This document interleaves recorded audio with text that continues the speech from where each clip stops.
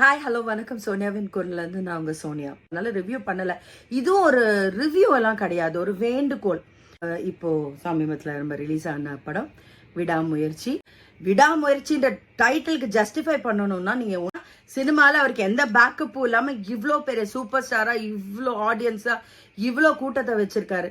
ஒரு பெரிய mass crowd அவருக்கு ஃபேன்ஸாக இருக்காங்க. ஆஃப்டர் 50 அவர் அது ஒரு விடாமுயற்சி தான்.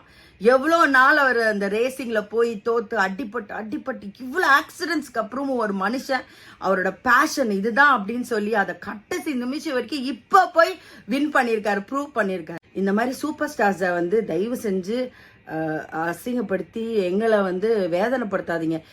இதில் ஒரு ஸ்டார்டம் இல்லை வேற ஏதாவது ஒரு மெசேஜாக இருக்கா? அது இல்லை இருக்கும்போது சூப்பர் ஸ்டார்ஸோட டேட்டையும் டைமையும் எதுக்கு வேஸ்ட் பண்ணுறீங்க? என்னை சுற்றி இருக்கிற ஒரு பெரிய கூட்டமே இருக்கு அஜித் சாரோட ஃபேன். ஆர்வம் மாதிரி ஒருத்தவங்க போட்டு அடிச்சுக்கிட்டே இருக்காரு, இவர் கடைசி வரைக்கும் வாங்கிட்டே இருக்காரு. ஸோ தயவு செஞ்சு அவங்க இந்த மாதிரி அவமானப்படுத்தாதீங்க.